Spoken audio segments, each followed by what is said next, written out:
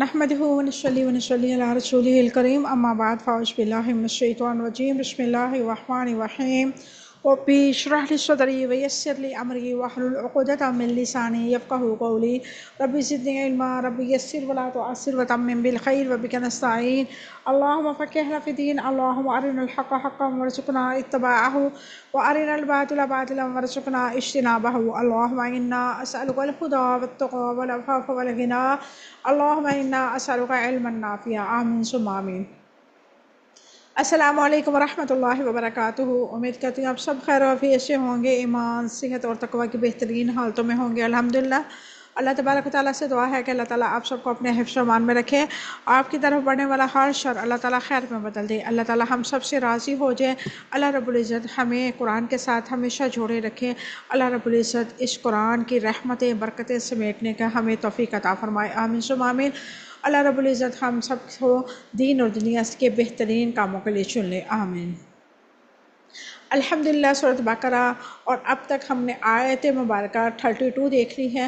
ان پچھلی آیات مبارکہ میں اللہ تبارک و تعالیٰ نے انسان کی تخلیق کا ذکر کیا۔ اللہ تبارک و تعالیٰ نے فرمایا کہ میں ایک ایسی مخلوق کو پیدا کرنے والا ہوں جو زمین میں میرے جانشین کہلائے گی، میرا خلیفہ بنے گا۔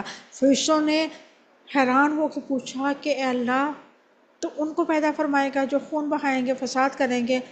فرشتوں نے یہ بات اس قیاس آرائی سے کی تھی کہ انسانوں سے پہلے، یہاں پہ 2000 سال پہلے یہاں پہ جنات بسا کرتے تھے زمین میں۔ آدم کی پیدائش سے پہلے جنات کا بسیرا تھا، جنات فساد کرتے تھے، لڑائی جھگڑا کرتے تھے۔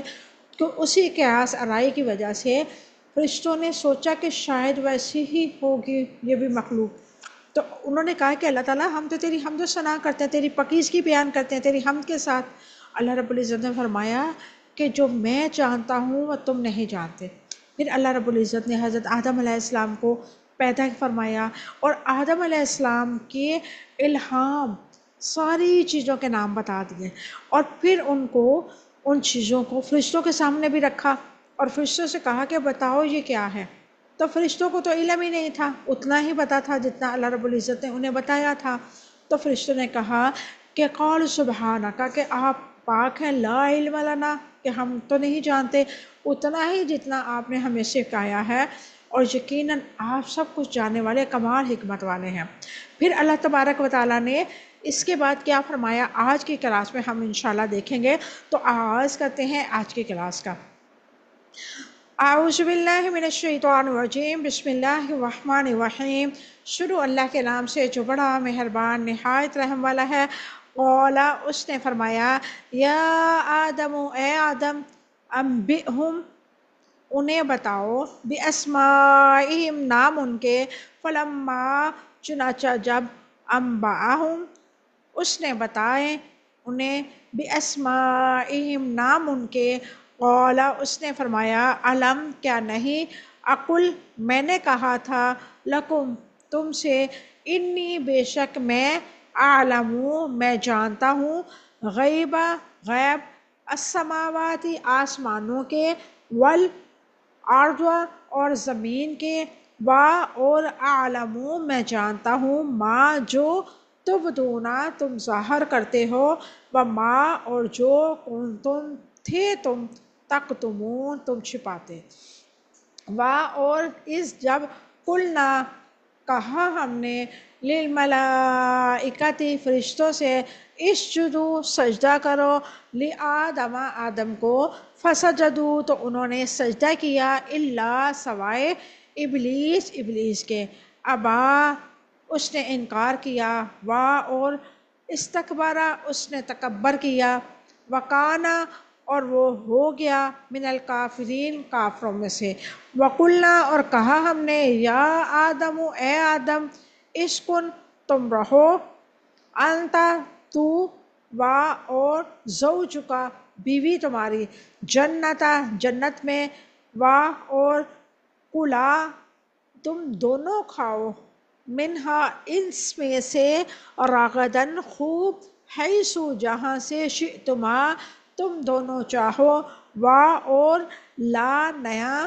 تقربا تم دونوں قریب جانا، حاضی اس شجرتا درخت کے، فتکونا ورنہ تم دونوں ہو جاؤ گے من الظالمین ظالموں میں سے، فازلہما تو پھر پھسلا دیا ان دونوں کو، الشیطان شیطان نے، عنہا اس سے، فاخرجہما چنانچہ اس نے نکلوا دیا ان دونوں کو، مما اس میں سے، کانا وہ تھے دونوں، فیہ جس میں، وقلنا اور ہم کہا ہم نے، اہبتو تم سب اترو، بعضکم بعض تمہارے، لبعض بعض کے، عدو دشمن ہے، ولکم اور تمہارے لیے، فی الارض زمین میں، مستقر ٹھکانا ہے، ومتاع اور فائدہ اٹھانا ہے، الہی ایک وقت تک۔ یہ تھی ہماری آج کے آیات مبارکہ۔ اب ہم دیکھتے ہیں ان کی جو مختصر سی تفسیر ہے۔ قال یا آدم انبئهم بأسمائهم فلما انبأهم بأسمائهم قال ألم أقل لكم إني أعلم غيب السماوات والأرض وأعلم ما تبدون وما كنتم تكتمون۔ اللہ تعالیٰ نے فرمایا اے آدم انہیں ان کے نام بتاؤ، تو جب اس نے انہیں نام ان کے بتائے تو اللہ تعالیٰ نے فرمایا کیا میں نے تمہیں نہیں کہا تھا کہ بے شک میں آسمانوں اور زمین کے غیب کو جانتا ہوں، اور میں جانتا ہوں جو تم ظاہر کرتے ہو اور جو تم چھپاتے ہو۔ قال یا آدم انبئهم باسمائهم، انہوں نے اللہ تعالیٰ نے فرمایا اے آدم انہیں ان کے نام بتاؤ۔ اللہ تبارک و تعالیٰ نے کن کے ناموں کو بارے میں ذکر کیا؟ اللہ تعالیٰ نے آدم علیہ السلام کو فرشتوں کے سامنے پیش کیا جب وہ ان اشیاء کے نام بتانے سے قاصر رہے، یعنی کہ جو بھی اللہ رب العزت نے بنائے تھے ان کی نام جو تھے وہ بتانے سے قاصر رہے، تو اللہ تعالیٰ نے آدم علیہ السلام سے کہا انہیں ان چیزوں کے نام بتاؤ۔ فلما انبأهم باسمائهم، تو جب اس نے انہیں ان کے نام بتائے، حضرت آدم علیہ السلام نے فرشتوں کو ان کے ناموں سے آگاہ کیا، تو ان پر آدم علیہ السلام کی فضیلت ظاہر ہوگی اور خلیفہ بنانے میں اللہ تعالیٰ کی حکمت اور کامل علم کا جو ہے کامل علم ثابت ہو گیا۔ اللہ تعالیٰ نے آدم علیہ السلام کو اپنے سکھائے ہوئے نام فرشتوں کے سامنے پیش کرنے کے لیے کیوں کہا؟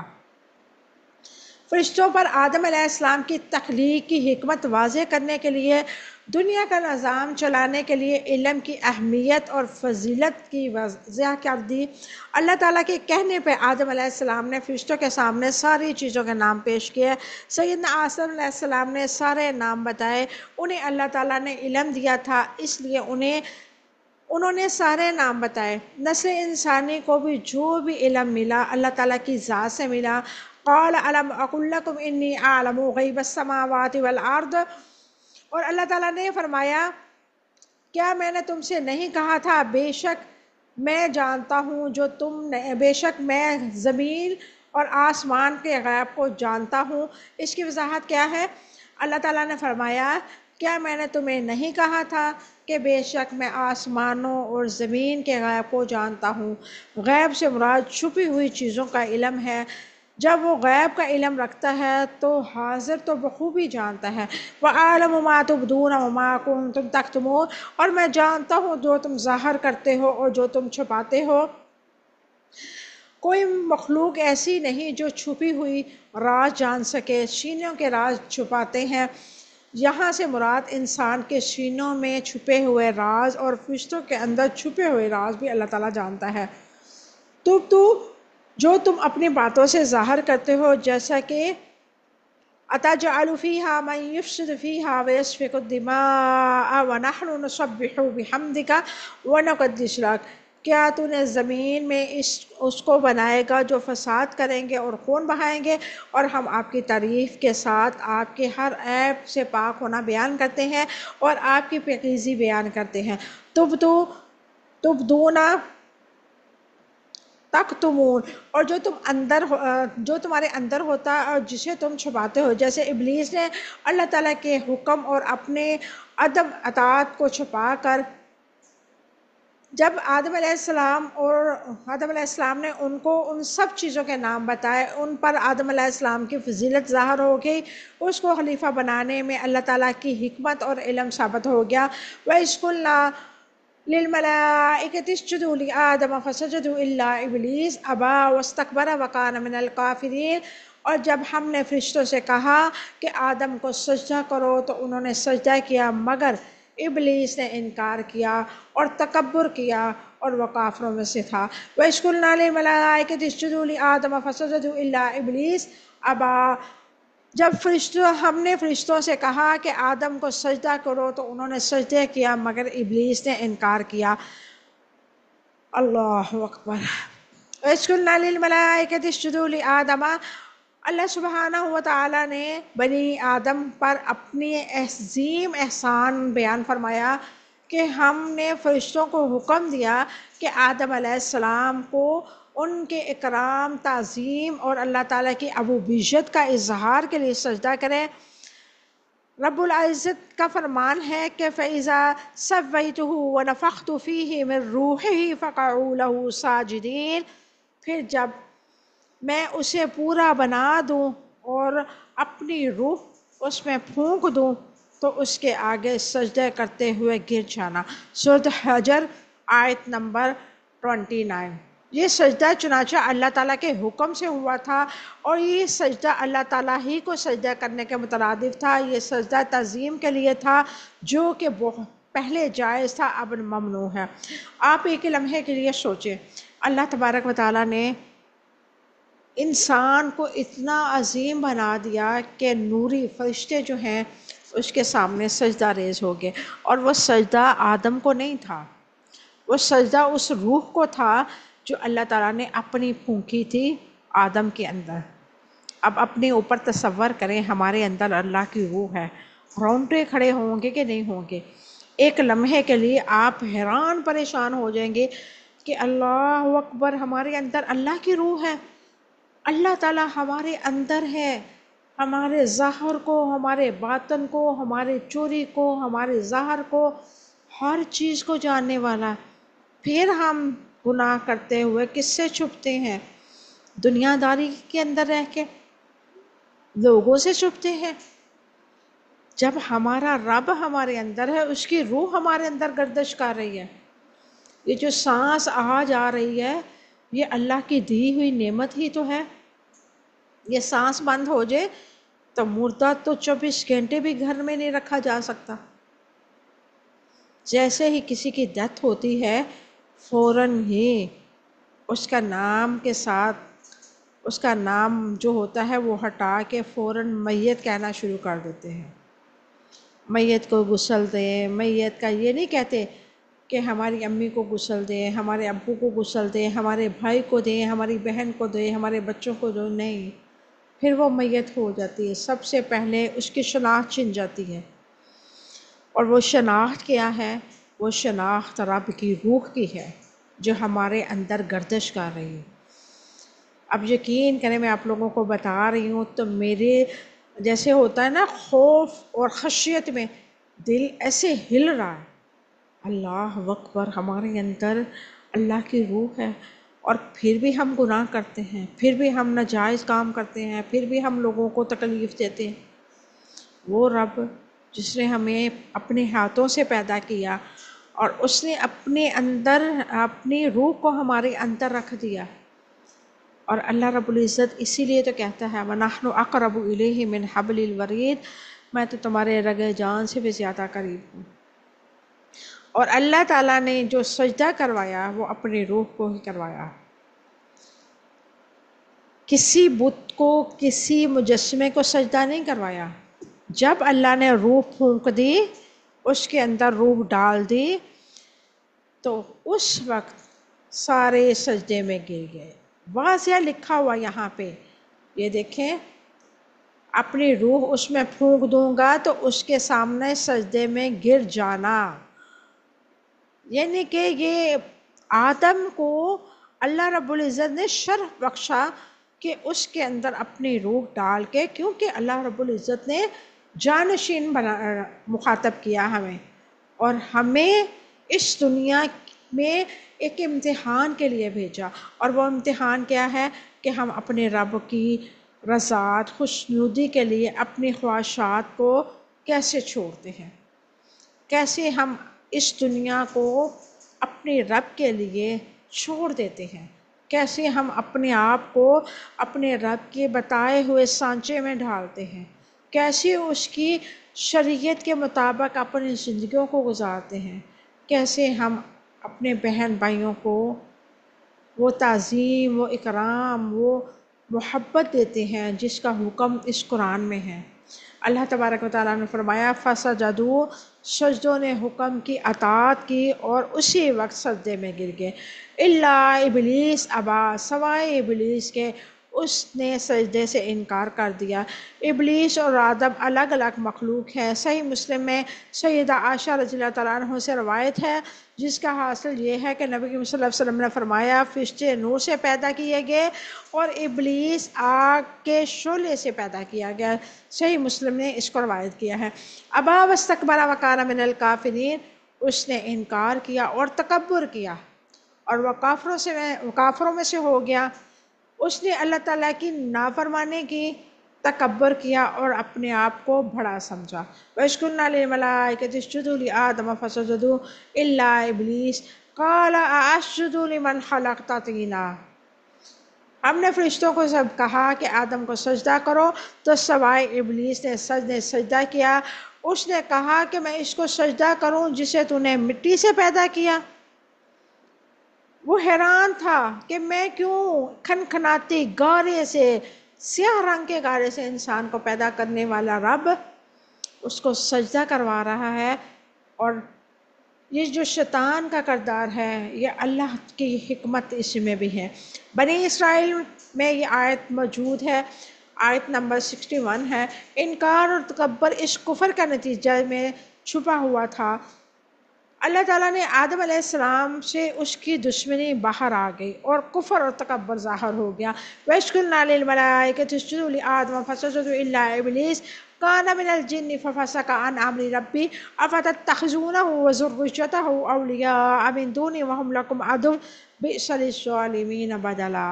اور جب ہم نے فرشتوں سے کہا آدم کو سجدہ کرو تو انہوں نے سجدہ کیا مگر ابلیس نے کہا نہ کیا، وہ جنوں میں سے تھا، چنانچہ اس نے اپنے رب کی نافرمانی کی۔ تو کیا تم میری بجائے اسے اور اس کی اولاد کو دوست بناتے ہو، حالانکہ وہ تمہارا دشمن ہے اور ظالموں کا لیے بہت برا بدلہ ہے۔ سورۃ کہف آیت نمبر 50۔ سجدے کا حکم فرشتوں کے لیے تھا، اور اس کا اطلاق ابلیس پہ کیسے ہوا؟ ابلیس فرشتوں میں شامل کر دیا گیا تھا، اس لیے اللہ تعالیٰ کے حکم سے اس کے لیے بھی سجدہ کرنا ضروری تھا۔ ابلیس نے سجدے کرنے سے انکار کیوں کیا؟ ابلیس نے حسد اور تکبر کی وجہ سے سجدہ کرنے سے انکار کیا۔ اس نے اللہ تعالیٰ کے حکم کے سامنے تکبر کا اظہار کیا اور آدم علیہ السلام سے اپنے آپ کو بڑا اور سمجھا اور اس نے تکبر کیا۔ أَأَسْجُدُ لِمَنْ خَلَقْتَ طِينًا، کیا میں اس کو سجدہ کروں جسے تو نے مٹی سے پیدا کیا ہے؟ یہ انکار، استکبار اس کے کفر کے نتیجے میں تھا جو اس کی سرکشی میں پوشی تھا۔ اس وقت اللہ تعالیٰ اور آدم علیہ السلام سے اس کی عداوت ظاہر ہو گئی اور اس کے ایک کفر و استکبار عیاں ہو گیا۔ تکبر کسے کہتے ہیں؟ اپنی ذات کی بڑائی کا احساس کو تکبر کہتے ہیں۔ سیدنا قتادہ رحمہ اللہ فرماتے ہیں سب سے پہلا تکبر ابلیس سے سرزد ہوا۔ انسان میں تکبر کیسے پیدا ہوتا ہے؟ جب کوئی شخص اپنی ذات میں بڑائی میں مبتلا ہو جائے اور کسی کام کے بارے میں یہ سمجھے کہ یہ کرنے سے میں چھوٹا ہو جاؤں گا۔ سیدنا حارث بن وہیب رضی اللہ تعالیٰ عنہ فرماتے ہیں کہ انہوں نے رسول اللہ صلی اللہ علیہ وسلم کو فرماتے ہوئے سنا، کیا میں تمہیں دوزخ والوں کی خبر نہ دوں؟ صحابہ کرام رضوان اللہ علیہم اجمعین نے عرض کیا، جی ہاں ضرور، کیوں نہیں۔ آپ صلی اللہ علیہ وسلم نے فرمایا، ہر جاہل اکڑ مزاج تکبر کرنے والا دوست بھی ہے۔ اللہ اکبر کبیرہ۔ جاہل اس کو نہیں کہتے جو پڑھا لکھا نہیں ہے، جاہل اس کو کہتے ہیں جس کے سامنے قرآن کی آیات پڑھی جائیں اور وہ اس کا انکار کرے، اکڑ جائے، ضد پہ آ جائے، کہ ہمارے آباء و اجداد میں تو یہی ہو رہا ہے، ہم تو یہی سنتے آ رہے ہیں، یہی کرتے آ رہے ہیں، اور تکبر کرے کہ مجھے علم زیادہ ہے، میں پڑھا لکھا ہوں، میں نے دنیا کی اتنی ڈگریاں حاصل کی ہیں، مجھے نہیں پتا ہوگا یہ کیا لکھا ہے، اس کی کیا حکمت ہے، کیا قانون ہے، قانون کی میں نے ساری کتابیں پڑھی، مجھے قانون نہ سکھاؤ۔ تو یہ ہے تکبر۔ لازمی نہیں ہے کہ آپ نے ڈگریاں حاصل کی ہیں، آپ نے قانون کے رٹے لگائے ہیں تو آپ کو دین کا بھی علم ہو۔ دین کے علم کے لیے اپنے آپ میں آزی لانا پڑتی ہے۔ کسی اللہ والے نے بڑی خوبصورت بات لکھی تھی کہ اگر تم کچھ سیکھنا چاہتے ہو، ادب کا کوئی مقام چاہتے ہو، ادب کے دروازہ اتنا چھوٹا ہے کہ تم جب وہاں سے گزرو گے کچھ سیکھنے کے لیے تو تمہاری کمر تک دوری ہو جائے گی، یعنی کہ تم اتنا جھک جاؤ گے، اتنا چھوٹا سا دروازہ ہے علم نافع کا، شعور رکھنے والوں کا، عقل والوں کا، کہ ان کی اکڑ، ان کا تکبر، ان کا غرور سب ملیاں میٹ ہو جاتا ہے، اور وہ جھک جاتے ہیں، اتنے جھکتے ہیں کہ ان کی کمر تک موو ہو جاتی ہے، یعنی کہ جیسے ہم رکوع میں جھک کے جاتے ہیں، اسی طرح کسی چھوٹی سی کھڑکی سے گزرتے ہوئے جب ہم جھکتے ہیں تو سمجھ لیں اللہ کے دین کی طرف آتے ہوئے بھی ہمیں اتنا ہی جھکنا ہے، اپنے اندر سے میل کچیل سب کچھ نکالنا پڑے گی۔ اگر تو ہم کہتے ہیں کہ ہم اپنی انا، اپنی پڑھائی، اپنے معیار، اپنا سٹیٹس سب کچھ آگے رکھیں تو سمجھ لیں آپ دین کے لیے نہیں چنیں گے۔ دین کے لیے اللہ تبارک و تعالیٰ ان کو چنتا ہے جو اپنی میں مارنا چاہتے ہیں۔ اگر تو آپ اپنی میں مار سکتے ہیں تو سمجھ لیں اللہ رب العزت نے آپ کو آج اس کلاس میں موجود رکھا ہے تو آپ کی میں مرنے کی وجہ سے۔ اگر آپ کے اندر میں قائم ہے تو کچھ عرصہ بعد آپ اس قرآن کلاس سے نکل جائیں گے۔ آزما کے دیکھیں، میں نے الحمدللہ 3 سال سے یہ کام کر رہی ہوں، اور بہت ساری لڑکیاں اسٹارٹنگ میں آتی ہیں، بہت زیادہ ایڈ ہوتی ہیں، پھر یہ بھی اعتراف کرتی ہیں کہ آپ اچھا بھی پڑھا رہی ہیں، سمجھ بھی آ رہی ہے، مگر ہم کیا کریں، ہماری مصروفیت ایسی ہو گئی ہے، ہماری جاب، ہمارے بچے، ہمارا یہ، ہمارا وہ، ہم ٹائم نہیں دے پا رہے، چاہ کے بھی ٹائم نہیں دے پا رہے، اور وہ چاہ کے ٹائم نہیں دے پا رہے، اللہ تبارک و تعالیٰ نے ان کو ان کی کاہلی، ان کی سستی اور ان کا دنیا کو آگے رکھنے کی وجہ سے ان چیزوں سے نکال دیا، وہ نکل گئی۔ آج الحمدللہ 100 کے قریب لڑکیاں ماشاءاللہ ابھی بھی پڑھ رہی ہیں، اور اگر آپ لوگوں میں سے بھی یہی کچھ عرصے بعد آپ کے اندر اگر چینجنگ نہیں آ رہی، اس قرآن کو پڑھتے ہوئے آپ غور و فکر نہیں کر رہے، تو سمجھ لیں ایک دن آپ کا بھی نمبر آ جائے گا، آپ بھی یہاں سے نکل جائیں گے۔ اللہ تبارک و تعالیٰ کو رش پسند نہیں ہے، اللہ تبارک و تعالیٰ کو نیت خالص پسند ہے، میں مارنے والے لوگ پسند ہے، جھکنے والے پسند ہے، عاجزی اپنانے والے پسند ہیں۔ سیدنا عبداللہ بن عمر رضی اللہ تعالیٰ عنہ سے روایت ہے کہ رسول اللہ صلی اللہ علیہ وسلم نے فرمایا، قیامت کے دن اللہ تعالیٰ آسمانوں کو لپیٹ لے گا، پھر انہیں اپنے دائیں ہاتھ پر لپیٹ کے فرمائے گا، میں بادشاہ ہوں، زوراور جابر بادشاہ کہاں ہیں، تکبر کرنے والے کہاں ہیں، پھر زمین کو بھی اپنے دائیں ہاتھ میں لے کر فرمائے گا، میں بادشاہ ہوں، زوراور جابر بادشاہ کہاں ہیں، تکبر کرنے والے کہاں ہیں۔ اس کو صحیح مسلم نے روایت کیا ہے۔ انسان کے لیے دنیا کے 2 ممکنہ راستے کون سے ہیں؟ فرشتوں کی طرح اللہ تعالیٰ کے ہر حکم کے آگے جھک جانا، ہوا اس کے لیے اپنی بظاہر کم تر فرد کی بات ماننی پڑے، یعنی کہ اللہ کی رضا کی خاطر اپنے آپ کو اللہ تعالیٰ کے پسندیدہ بنانے والوں کی طرح اپنے آپ کو جھکا لو۔ جی یہ نہ سوچو کہ ہمیں جو پڑھا رہی ہے اس کی تعلیم کیا ہے، ہم تو ڈاکٹر ہیں، MBBS کیا ہے، ہم نے انجینئرنگ کی ہے، ہم لیکچرار ہیں، ہم پروفیسر ہیں، ہمارا جو اٹھنا بیٹھنا ہے وزیروں مشیروں کے ساتھ ہے، ہم ایک عام سی عورت سے، عام سی لڑکی سے پڑھیں؟ نہیں بھائی، اگر تو یہ ہے تو پھر آپ، اگر تکبر آ رہا ہے کہ ہم اتنا پڑھیں تو پھر تو آپ چلے گئے ابلیس کی کیٹاگری میں۔ اگر آپ اپنے آپ کو جھکا لیتے ہیں، کم پڑھا لکھا انسان بھی قرآن کا حافظ ہے، قاری ہے، دین سمجھتا ہے، آپ کو پڑھا رہا ہے، تو آپ اس کی ویسے ہی عزت کریں جیسے اس استاد کی عزت کرنے کا حق ہے۔ آپ اس کے لیے کوئی بدگمانی دل میں نہیں پال سکتے۔ استاد کا احترام اس قدر زیادہ بتلایا گیا ہے کہ استاد ہی ایک کولے کے کان سے ہیرے کو نکالتا ہے، اس کو تراشتا ہے اور اس کی قیمت لاکھوں کروڑوں میں تبدیل کروا دیتا ہے۔ استاد بادشاہ نہیں ہوتا، لیکن بادشاہ بنانے کے سارے ہنر جانتا ہے۔ اور بادشاہت کیا ہے؟ اللہ تبارک و تعالیٰ کا پسندیدہ بندہ بن جانا، اس سے بڑی بادشاہت مل ہی نہیں سکتی۔ اور دوسرا طریقہ جو ہے وہ ابلیس کے طرح ہے، اپنے آپ کو بڑا سمجھنا، دوسروں کے آگے جھکنے سے انکار کرنا، اس سے تکبر کی آگ بھڑکتی نظر آتی ہے۔ یہ شیطانی رویہ ہے۔ یعنی کہ جیسے ہم کہیں کہ چھوڑو اس کی باتوں کو، ہم نے بھی پڑھا ہوا، ہمیں بھی پتہ ہے۔ نہیں، ایک پڑھنے میں اور ایک سیکھنے میں زمین آسمان کا فرق ہے۔ آپ تو ہزاروں کتابیں پڑھتی ہیں، ان کتابوں کا علم آپ کے اندر نہیں سما سکتا جب تک ہم اس کی گہرائی میں نہیں جائیں گے، ان پہ پریکٹیکل نہیں کریں گے، ان کو سیکھیں گے نہیں، تو ہمارے اوپر وہ چیزیں اثر نہیں کریں گی۔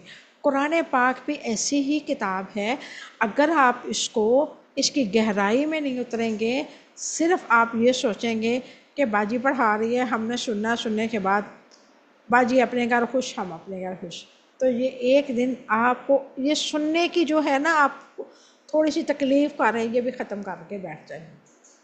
آپ کو ایسے مسئلے مسائل نظر آئیں گے اور شیطان آپ کو بتلائے گا کہ نمازیں پڑھے گا نا، بس اللہ تعالیٰ قبول کرنے والا، نیت خالص رکھو، کسی کے ساتھ غلط نہ کرو، قرآن پاک کا ترجمہ پڑھنا ضروری نہیں ہے۔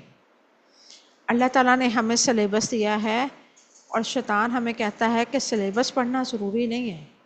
سلیبس نہیں پڑھیں گے تو تیاری کیسے کریں گے؟ تیاری کے لیے تو ہمیں نوٹس چاہیے نا، ہمیں پتہ چلنا چاہیے نا کہ اللہ تعالیٰ نے کون سی چیزیں رکھی ہیں جو ہمیں جنت کی طرف لے جائیں گے، اور کون سی چیزوں سے منع فرمایا ہے جو ہمارے جہنم میں لے جانے والی ہوں گی۔ اللہ تعالیٰ ہم سب کو ہدایت کے رستے پہ چلائے، آمین ثم آمین۔ ابلیس نے سجدے کرنے سے انکار کیا تو اللہ تعالیٰ نے اسے کیا مقام دیا؟ ابلیس کو اللہ تعالیٰ نے اس کے انکار کی وجہ سے دھتکار دیا۔ جنوں میں ہونے کے باوجود عبادت و ریاضت میں فرشتوں میں گھلا ملا رہتا تھا، مگر اس کے تکبر نے آنن فانن اس کو کافروں کی صفت میں کھڑا کر دیا۔ اس سے ہمیں کیا پتہ چلتا ہے کہ اگر ہم اللہ کی نافرمانی ایک جگہ پہ بھی کرتے ہیں تو ہم بھی لاکھ نمازیں پڑھیں، اللہ تعالیٰ پکڑنے پہ آئے تو ہمیں بھی ابلیس کی کیٹاگری میں بھیج سکتا ہے۔ وَقُلْنَا يَا آدَمُ اسْكُنْ أَنْتَ وَزَوْجُكَ الْجَنَّةَ وَكُلَا مِنْهَا رَغَدًا حَيْثُ شِئْتُمَا وَلَا تَقْرَبَا هَٰذِهِ الشَّجَرَةَ فَتَكُونَا مِنَ الظَّالِمِينَ۔ اور ہم نے کہا، اے آدم، تم اور تمہاری بیوی دونوں جنت میں رہو اور جہاں سے چاہو تم دونوں خوب کھاؤ، اور اس درخت کے قریب نہ جانا ورنہ تم دونوں ظالموں میں سے ہو جاؤ گے۔ وَقُلْنَا يَا آدَمُ اسْكُنْ أَنْتَ وَزَوْجُكَ الْجَنَّةَ، اور ہم نے کہا اے آدم علیہ السلام، تم اور تمہاری بیوی دونوں جنت میں رہو۔ اللہ رب العزت نے ان دونوں کو جنت میں کیوں رکھا؟ اللہ تعالیٰ نے آدم علیہ السلام کو تخلیق کیا، انہیں فضیلت عطا کی، پھر ان کو اور ان کی بیوی سیدہ حوا علیہ السلام کو پیدا کر کے اپنی نعمتیں ان پر پوری کر دی تاکہ وہ اپنی بیوی کے پاس سکون حاصل کریں، اور حکم دیا جنت میں سکون سے رہو۔ ظاہر یہ آیت معلوم ہوتی ہے کہ سیدنا آدم علیہ السلام جنت جانے سے پہلے حوا پیدا ہوئی، پھر دونوں جنت میں رہنے کا حکم ہوا، لیکن سیدنا عبداللہ بن عباس رضی اللہ تعالیٰ عنہما اور عبداللہ بن مسعود رضی اللہ تعالیٰ عنہ اور صحابہ کرام رضوان اللہ علیہم اجمعین کی ایک جماعت کا قول ہے کہ پہل تنہا سیدنا آدم علیہ السلام کو جنت میں جانے کا حکم ہوا تھا۔ سیدنا آدم علیہ السلام جنت میں رہتے تھے مگر تنہائی کے سبب اکثر گھبراہٹ کرتے۔ ایک دن سیدنا آدم علیہ السلام سو رہے تھے، ان کی نیند کی حالت میں اللہ تعالیٰ نے سیدہ حوا علیہ السلام کو ان کی بائیں پسلی سے پیدا فرمایا۔ سیدنا ابو ہریرہ رضی اللہ تعالیٰ عنہ نے بیان کیا ہے کہ رسول اللہ صلی اللہ علیہ وسلم نے فرمایا، عورت کے بارے میں میری وصیت ہمیشہ یاد رکھنا، کیونکہ عورت پسلی سے پیدا ہوئی ہے اور پسلی میں سب سے ٹیڑھا حصہ اوپر کا ہوتا ہے۔ اگر تم کوئی شخص اسے بالکل سیدھا کرنے کی کوشش کرے گا تو انجام میں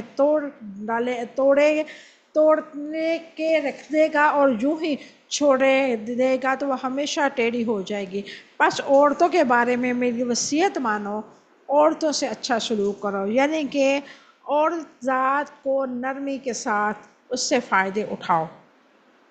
سیدنا آدم علیہ السلام و سیدنا حوا علیہ السلام کو جنت میں کب بسایا گیا؟ سیدنا آدم علیہ السلام کو فرشتوں کے سامنے پیش کرنے کے بعد جب انہوں نے سارے نام بتا دیے اور فرشتوں نے آدم علیہ السلام کی تخلیق کی حقیقت واضح ہوگی، تب اللہ تعالیٰ نے انہیں جنت میں بسا دیا۔ سیدنا آدم علیہ السلام سیدنا حوا علیہ السلام کو جنت میں کیسے بسایا گیا؟ سیدنا آدم علیہ السلام اور سیدنا حوا علیہ السلام سے کہا گیا، جہاں سے چاہو خوب کھاؤ مگر اس درخت کے قریب نہ جانا۔ وہ درخت کون سا تھا؟ وہ درخت گندم کا نہیں تھا۔ یہ جو لوگ کہتے ہیں نا گندم کھا کے تو حوا اور آدم کے ساتھ یہ معاملہ ہوا، وہ گندم کا درخت نہیں تھا۔ وَكُلَا مِنْهَا رَغَدًا حَيْثُ شِئْتُمَا، تم دونوں جہاں سے چاہو کھاؤ۔ آدم علیہ السلام کی دوسری فضیلت کا ذکر ہے، اللہ تعالیٰ نے اسے جنت میں بسا دیا اور حکم دیا، جہاں سے چاہو پھل اور میوے کھاؤ۔ إِنَّكَ أَلَّا تَجُوعَ فِيهَا وَلَا تَعْرَىٰ وَإِنَّكَ لَا تَظْمَأُ فِيهَا وَلَا تَضْحَىٰ، یقیناً تمہارے لیے یہ ہے کہ تم اس میں سے نہ تم بھوکے رہو گے اور نہ ننگے رہو گے، یقیناً اس میں نہ تم پیاسے رہو گے اور نہ تمہیں دھوپ لگے گی۔ طٰہٰ آیت نمبر 118 اور 119۔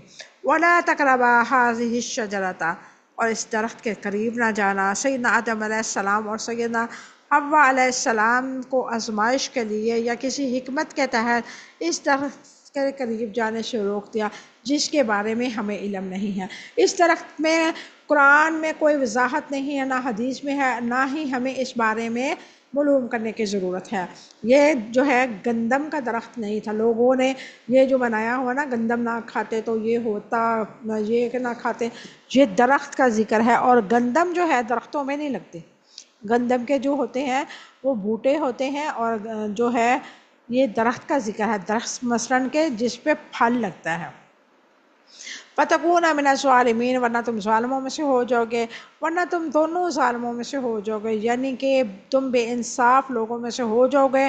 اللہ تعالیٰ نے سید آدم علیہ السلام اور سید حوا علیہ السلام کو ایک خاص درخت کے قریب جانے سے روک دیا تھا۔ یہ نہیں تحریم کے لیے تھا، کیونکہ اس کی ممانعت پر نہ عمل کرنے کو اللہ تعالیٰ کا ظلم قرار دیا۔ ابلیس نے ان دونوں کو وسوسہ میں ڈال دیا کہ اس درخت کی اور اس کے پھل کی خوبیاں ان کے سامنے مزین کی اور ان کی ترغیب دلائی کہ سیدنا آدم علیہ السلام اور سیدنا حوا علیہ السلام سے خطا ہوگی۔ ابلیس نے دونوں کو پھسلانے کے لیے قسمیں کھائیں۔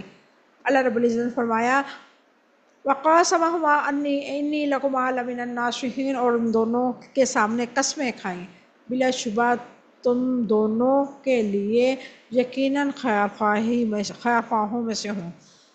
اللہ اکبر کبیرہ۔ فَأَزَلَّهُمَا الشَّيْطَانُ عَنْهَا فَأَخْرَجَهُمَا مِمَّا كَانَ فِيهِ وَقُلْنَا اهْبِطُوا بَعْضُكُمْ لِبَعْضٍ عَدُوٌّ وَلَكُمْ فِي الْأَرْضِ مُسْتَقَرٌّ وَمَتَاعٌ إِلَىٰ حِينٍ۔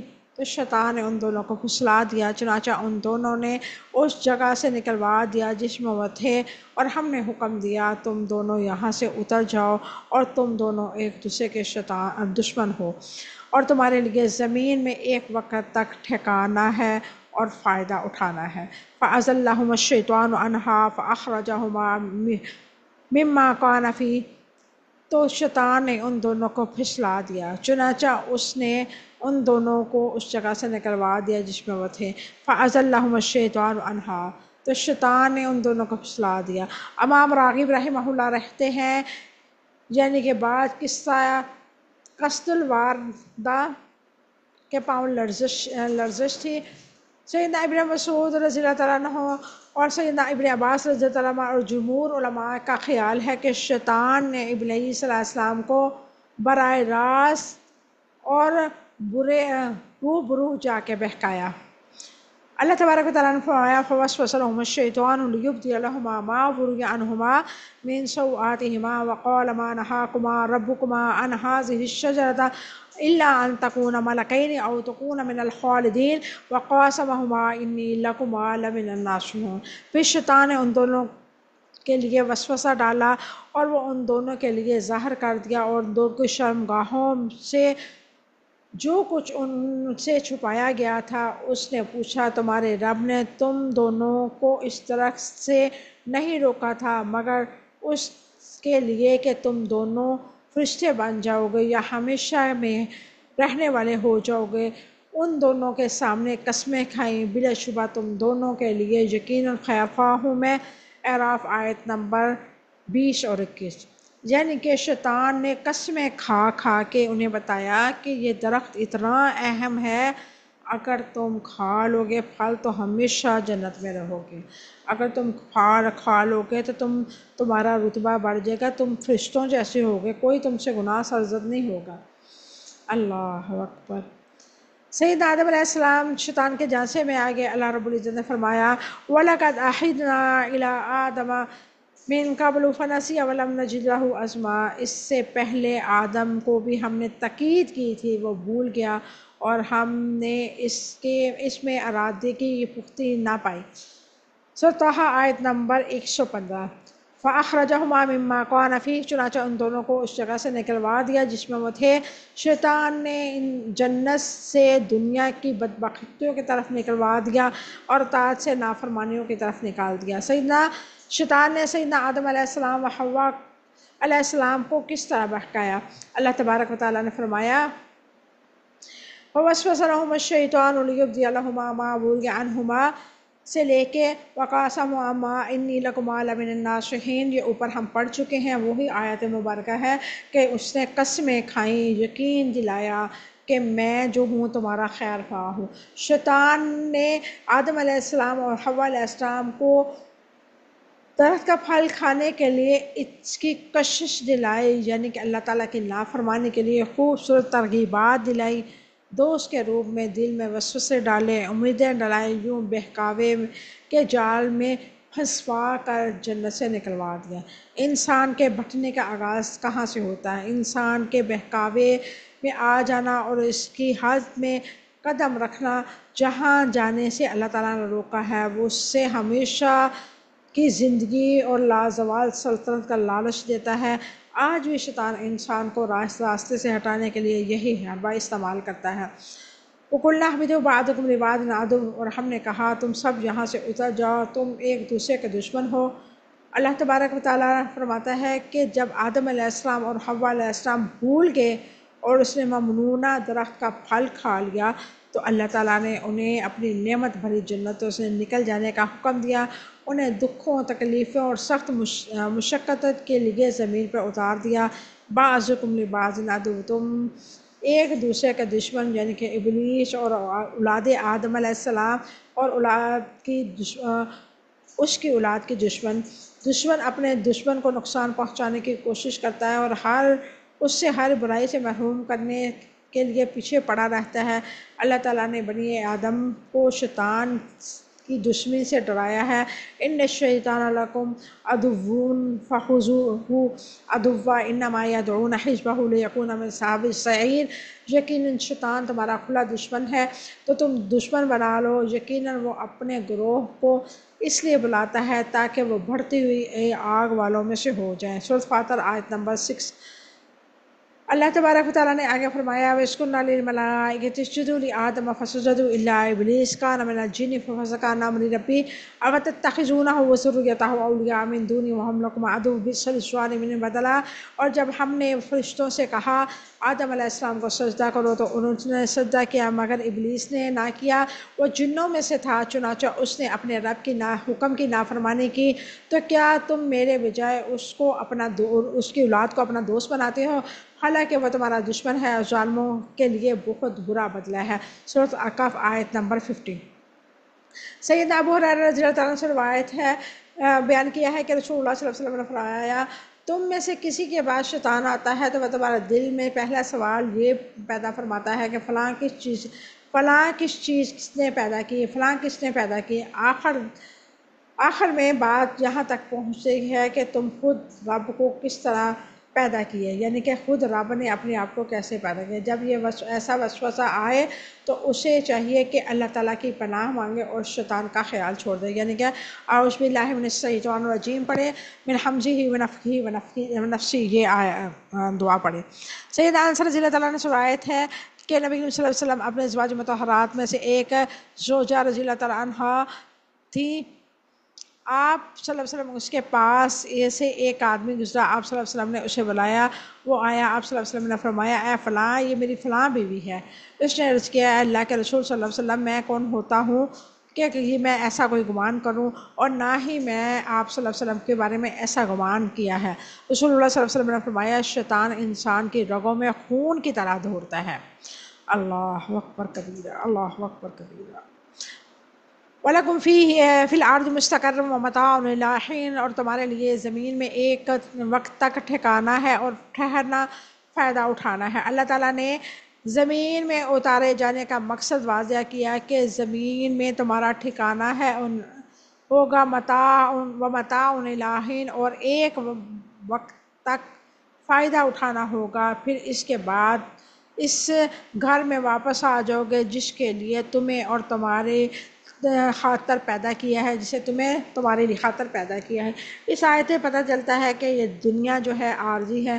آدم علیہ السلام زمین میں کتنی مدت کے لیے بھیجے گئے، ایک خاص وقت تک، یہ خاص وقت انسان کے اس زندگی کی ہے اور ساری کائنات کے لیے قیامت تک کا وقت ہے، اور اسے پتہ چلتا ہے کہ دنیا مستقل ٹھکانہ نہیں ہے۔ اس آیت کریمہ میں واضح ہے کہ زندگی کی مدت عارضی ہے اور ایک خاص وقت تک ہے، اور یہ دنیا حقیقی مسکن نہیں ہے، یہ ایک راہ گزر ہے، اور جہاں سے اگلے جہان کے لیے راہداری حاصل کی جا سکتی ہے۔ اسی دوران سفر اس راہ گزر سے مستقل ٹھکانہ تعمیر نہیں کیا جا سکتا، یعنی کہ ہم دنیا میں ایک مسافر ہیں، اور مسافر وہی اچھا ہوتا ہے، اس کا سفر بہترین گزرتا ہے جس کے پاس سامان کم ہو۔